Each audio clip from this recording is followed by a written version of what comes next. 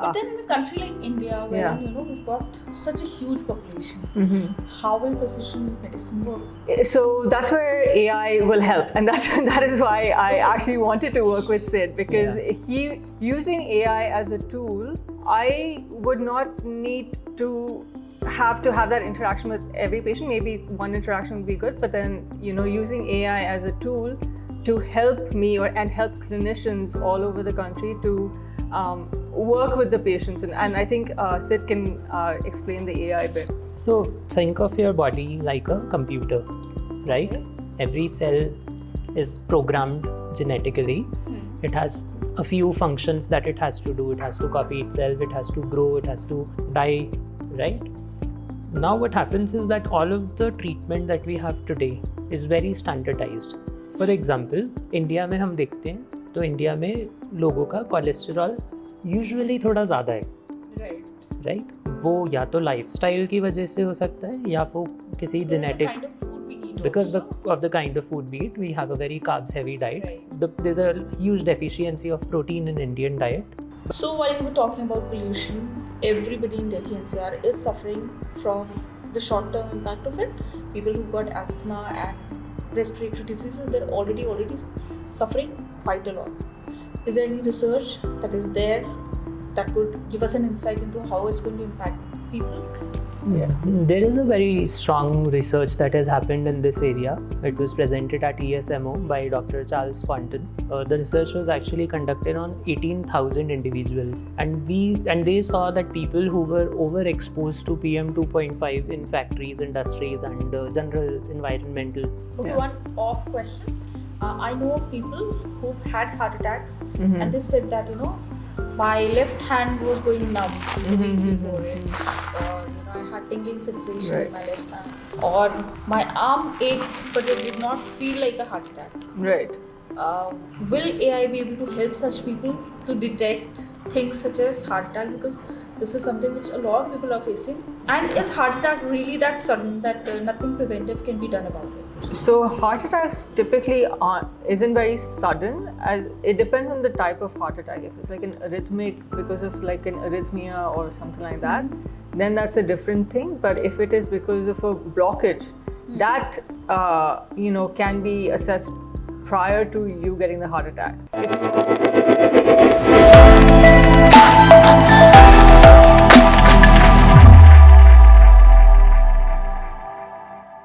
Hello, Adab, Namaste, welcome to India's Business Legends.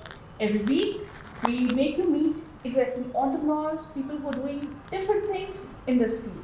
And this week, we've come to meet the founders of Purna, which is an AI-based health tech. The two co-founders, one of them is a doctor and she's done her double masters, and the other one is a 12th pass guy who decided not to study in college because he knew coding.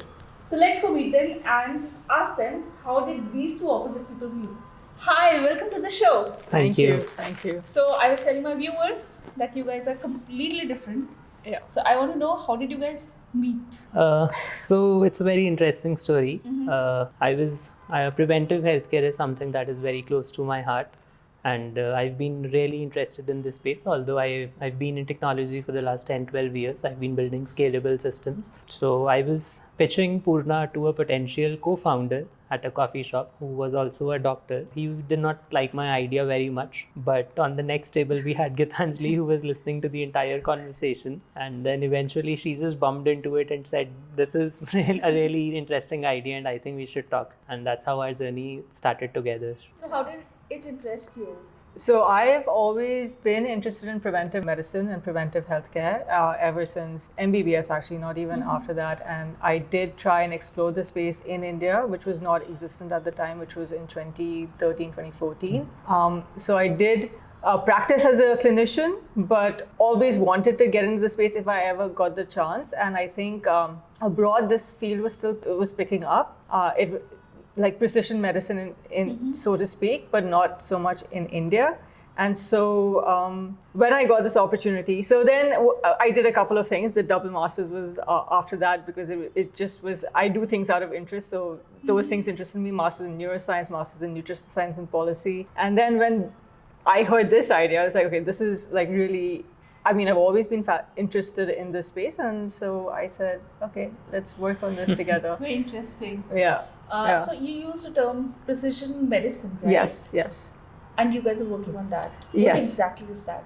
So generally how we treat patients is that there are certain protocols that one must follow, and those are super important as well, wherein there are certain drugs for certain conditions that have been established based on tons of research that has been done. But what we're looking at now is that maybe not every human being or every individual responds to certain treatments in a way that somebody else would. So for example, something might work great for me, we both have the same condition, but something might work amazingly well for me, but might not work the same for you, right? So what we're trying to get into is to figure out those nuances between individuals to help them optimize their health better. It ties in really well into the preventive healthcare space as well, because when we're looking at a patient, we're not just treating their symptoms, we're actually trying to get to the root cause. And that's also a part of preventive and precision medicine. And also when you look at, for example, the baseline data of all of these tests that we are getting done, the established baseline has been done in Caucasian population, the Western population. The Indian population, now what we're realizing, may have a different baseline. So we're also trying to, figure out, as clinicians, not just me, but as clinicians, and there's several scientists working on it in Bangalore as well, where they're looking at how can we define this baseline for the Indian population. So while we don't have that, we're still trying to work with different individuals and seeing what's working for them, what's not working for them, and not just giving them a prescription, sending them off, and figure it out on your own. That's not happening anymore with. But then in a country like India, where we've got such a huge population, how will precision medicine work?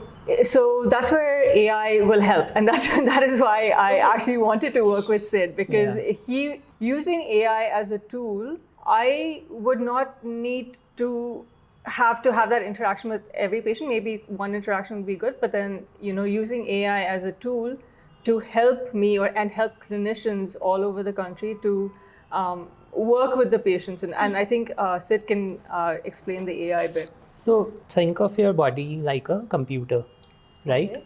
Every cell is programmed genetically. It has a few functions that it has to do. It has to copy itself, it has to grow, it has to die, right? Now what happens is that all of the treatment that we have today is very standardized. For example, India में हम देखते हैं तो India में लोगों का cholesterol usually थोड़ा ज़्यादा है, राइट? वो या तो लाइफस्टाइल की वजह से हो सकता है, या वो किसी genetic, because of the kind of food we eat, we have a very carbs heavy diet. There's a huge deficiency of protein in Indian diet. तो या तो वो लाइफस्टाइल की वजह से हो सकता है, या फिर वो जेनेटिक रीज़न से हो सकता है. तो हम प्रिसीजन मेडिसिन से पहले, और हर एक इंडिविजुअल जो है उसका लाइफस्टाइल बहुत अलग होता है.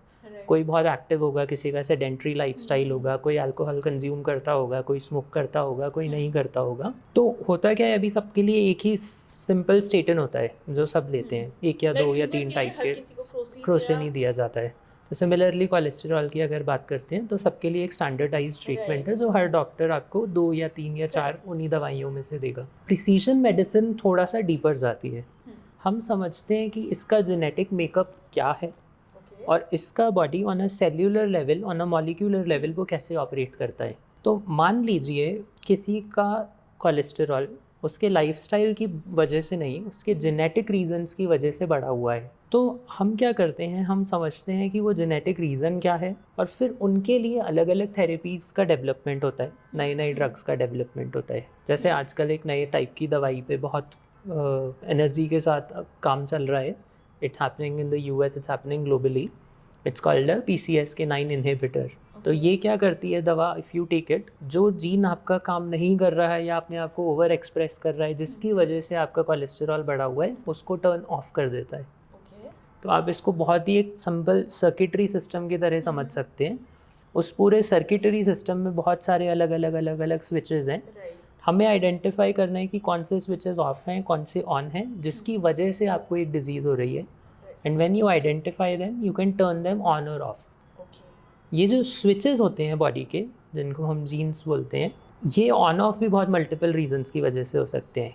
कुछ होते हैं जो बाय डिज़ाइन ऐसे होते हैं जिनको हम इनहेरिटेड डिसऑर्डर्स बोलते हैं. आपने सुना होगा कि हमारी फैमिली में तो ऑलमोस्ट सबको ही डायबिटीज़ है, हमारी फैमिली में तो सबको ही कोलेस्टेरॉल है, हमारी फैमिली में सबको हार्ट डिजीज़ है. तो वो एक तरीके से एक इनहेरिटेड ट्रेट है जो उस पूरी चेन में आ गया है, right. Then there could be other reasons also which are lifestyle related reasons. For example हम देख रहे हैं एयर पॉल्यूशन हो रहा है, PM 2.5 बढ़ा हुआ है. So there is a very strong linkage and there is very strong evidence that PM 2.5 causes inflammation due to IL-6 upregulation. So to understand that and then create solutions for that is what precision medicine is, to simplify it. So while you were talking about pollution, everybody in Delhi NCR is suffering from the short-term impact of it. People who got asthma and respiratory diseases, they're already suffering quite a lot. Is there any research that is there that would give us an insight into how it's going to impact people?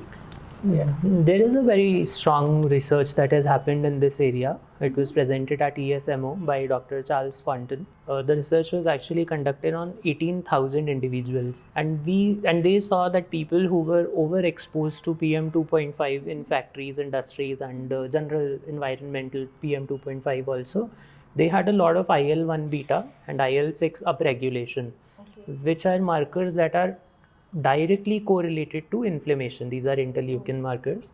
There is also another study which tied the relationship of upregulation of these markers along with the EGFR mutation, which is a lung cancer mutation. They had a much higher chance of lung cancer. So the research is quite evident. We just don't know how to make that research actionable today and how we can create solutions that it can help individuals. But the research is very much there. Yeah, and the problem is mostly, again, coming back to the baseline has not been set yet. So that is why these tests are not readily available in the market today.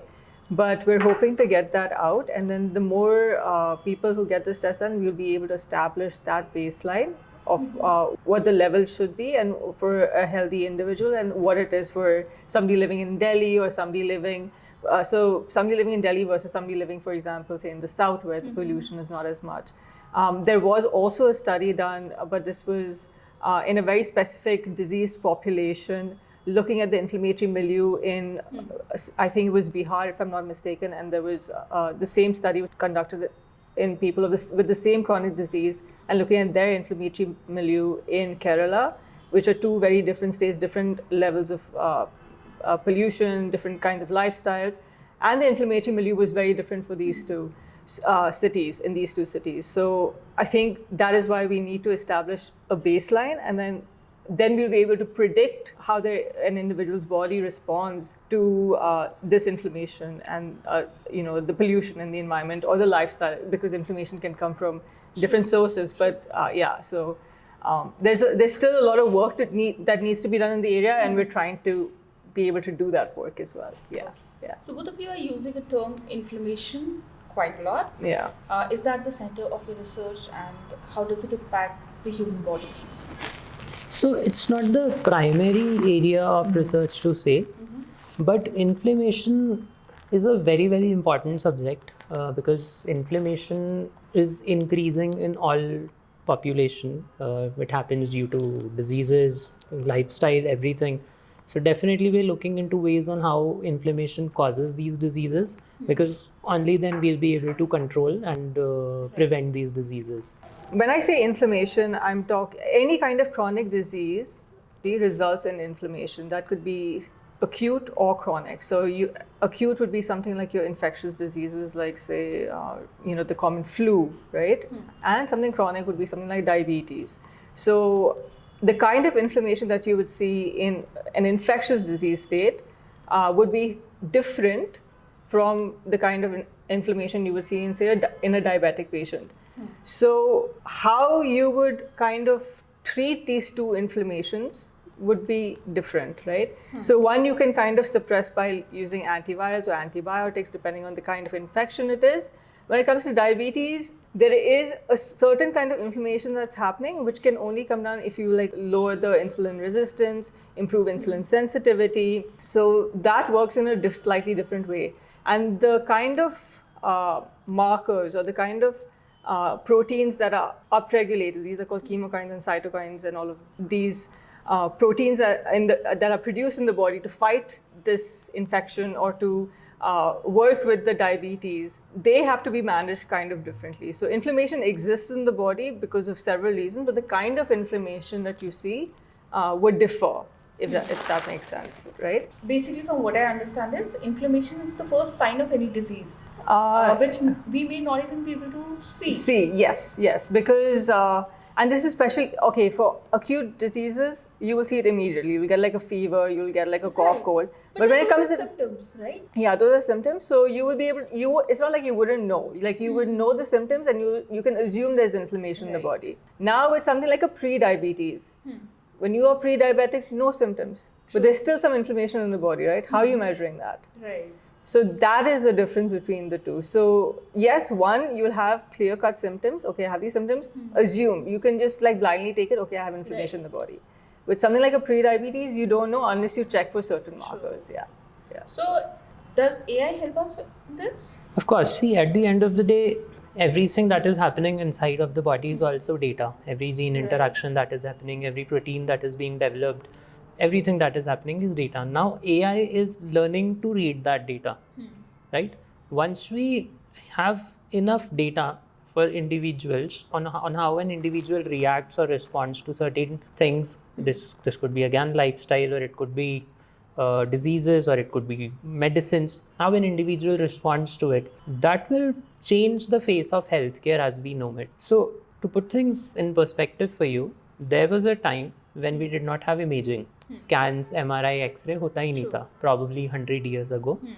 और उस time पे doctors जो है वो tumour को हाथ लगा के फील करते थे, and they used to perform these surgeries with their experience and with a lot of gut feeling. This is probably back 150 years. Today no doctor can think about doing that.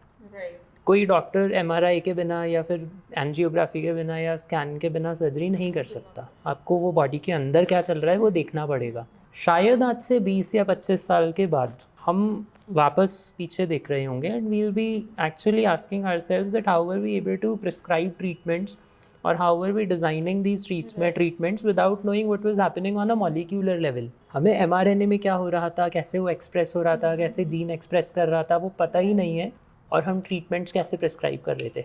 Obviously that is medicine 2.0. What we are going towards is medicine 3.0.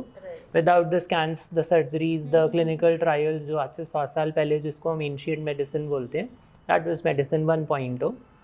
Now we're going towards a more predictive and a more precise approach. हमने 413 markers identify करे जो कि inflammation cause करते हैं in Indian population. Now what we saw is that these markers were different in people in Kerala, in Bihar, in North India. The markers and the profiling was very different.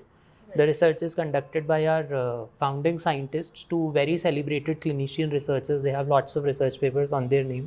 होता क्या है कि कुछ disease में आपके sales के around ऐसे inflammation की लेयर बन जाती है और ट्रीटमेंट उस सेल तक पहुंच ही नहीं पाता. अगर हम समझ सकें प्रिसीजन से कि ये प्रोफाइल क्या है तो आप उसको ब्रेक कर सकते हो. बहुत ही सिंप्लीफाई करके मैं इस बात को समझा रहा हूँ. और सिमिलरली इसी के सॉल्यूशन प्रिवेंटिव मेडिसिन में भी मिलते हैं, क्योंकि हमारा जैसे कि एक मोबाइल ऐप है जो हमने बनाया है जिसको पूर्णा हेल्थ, जिसका नाम है, it's a free mobile app. आप उस मोबाइल ऐप में क्या कर सकते हैं, अपने लैब रिपोर्ट्स अपलोड कर सकते हैं. तो हमारा AI उसको एनालाइज करके आपको बता देगा आपकी रिपोर्ट में क्या मिसिंग है, और आपको एक प्लान बना के दे देगा. आपको इस प्लान के लिए एक डॉक्टर के पास जाना पड़ता, समझना पड़ता, पूछना पड़ता, और फिर आपको प्लान मिलता, और आप उसमें अपना वेरिएबल कनेक्ट कर सकते हैं. तो आप कैसे सोते हैं, कैसे जागते हैं, चलते हैं, क्या आप स्ट्रेस्ड हैं, आपका हार्ट रेट क्या है, हमारा AI ये सब पूरा दिन it keeps on working with you, and it keeps on giving you insights. So AI is going to completely change how we look at healthcare. I think this is such a wonderful use of AI. Yeah. Because till now we've only been using ChatGPT to tell us answers to silly things. Yeah, and I think it could also be helpful for clinicians in terms of having one place where all the data is available to me. So If, for example, like normally you would never ask a patient what's their VO2 max for cardiovascular health. It's an important marker for cardiovascular health. Nobody's asking for that. But now with this AI tool and everybody has a wearable, you can, while the VO2 max is not super accurate, but at least you can be able to tell your trend line. So you don't have to go into a clinic to do the VO2 max. Of course, there are more precise ways of getting the VO2 max. But if I could just look at your trend line and see how your VO2 max is responding to your activity and all of that, I'll have a better idea of what your cardiovascular fitness is. Not just looking at your while the lipid profile and other the echo and all of these established ways of assessing cardiovascular profile of an individual is super important. This just gives an added layer as to, okay, are you doing something about it? How can you do something about it? Is there a way to track whether you're doing the things that are prescribed to you, in addition to taking your medications, which are also important. But when it comes to cardiovascular disease, diabetes, any of these diseases, medication top, but then lifestyle equally important for you to, if you want to actually be healthy and have a healthy life. As you get older, at the age of 40, you might not feel it as much. 60, 70, you're feeling it. So people are living longer. So medicine is something that a doctor will prescribe you once, and then it might not change for the next 6 months. Lifestyle is somewhere you need constant guidance and daily guidance. Right. Now, it is very difficult for our healthcare system the way it is designed today, because our doctors are overburdened. If you go to a hospital, just sit in the waiting hall, right? तो doctor के लिए possible ही नहीं है कि वो आपको रोज guidance दे सके. The AI does a beautiful job there, because it is seeing every day what you're doing. क्या मैं आपको बता सकता हूँ, क्या मैं आपको वो गाइडेंस दे सकता हूँ कि आपका हार्ट रेट बढ़ा हुआ है, एवरेज से ज़्यादा बढ़ा हुआ है, आपका HRV लोअर है या higher है. So these are things, smaller things that where AI is making a huge difference. Okay, one off question. I know of people who've had heart attacks and they've said that, my left hand was going numb the week before it, or I had tingling sensation in my left hand, or my arm ached but it did not feel like a heart attack. Right. Will AI be able to help such people to detect things such as heart attack? Because this is something which a lot of people are facing. And is heart attack really that sudden that nothing preventive can be done about it? So heart attacks typically isn't very sudden, as it depends on the type of heart attack. If it's like an arrhythmic because of like an arrhythmia or something like that, then that's a different thing. But if it is because of a blockage, that can be assessed prior to you getting the heart attacks. If you are at a risk for getting a heart attack, one, you should be getting your regular test done so that you realize that there's no blockage or anything of that sort. But yes, heart attacks are quite sudden. They present in a very sudden way. You just feel like a left arm pain. You shouldn't ignore that, obviously, and but it can be prevented as well. But it can be prevented. It can be.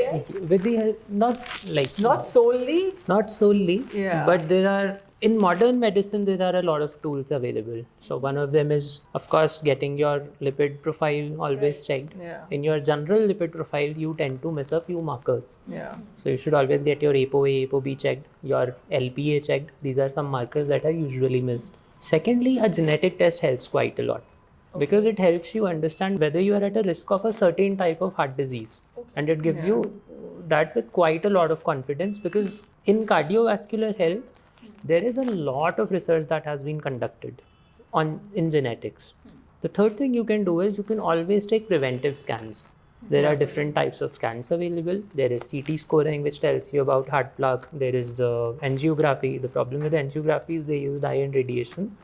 We also do a scan at our clinic in Gurgaon with a 3-region Doppler, which is like an ultrasound. So it helps you understand if there is any kind of blockage happening today. Okay. So you can actually detect that blockage 5 to 10 years earlier if there is any obstruction happening today. So see, which could be as minimum as 10% or... So it doesn't have to be... blockage keeps on... so the blockage, there's 2 types, right? So for the difference between the CT score, the CT cardiac and the ultrasound is that the ultrasound will be able to detect like a soft plaque as well that is not hardened, versus a CT which is like more for the hardened, already established plaques. So in that sense, there are different preventive tests that one can take. to know what their current risk is, what they can do, what they should be doing to, in terms of lifestyle and medication both, Right. to prevent, heart So attacks. carotid Doppler, a groin Doppler, and a renal Doppler. Okay. These three are available almost at all healthcare facilities in India. And these tests can actually help identify obstructions very easily and way earlier. It's a very safe process also. So how is this research helping the Indian population, or how will it help? Because in business language we say that whatever business you start, it needs to have a purpose. It needs to have prospective consumers, buyers who buy it. Right. So how does your business, how does your research about preventive healthcare, how does it impact people at large? So there are two aspects to this. One is finding our own novel research, which is newer research जिसको आज तक किसी ने prove ही नहीं किया. So finding a new research. But what we've also observed is that there is a lot of research that has already been proven, which has not been used in clinical practice. उस पे clinical actionability आज हो नहीं रही है. उसका reason ये एक मतलब, see, every individual at the end of the day, all doctors are individuals and they are very stressed, overburdened individuals. They have a lot of work, a lot of patient load. It is almost impossible for a individual to remember everything that is out there. सारा research वो याद नहीं रख सकते.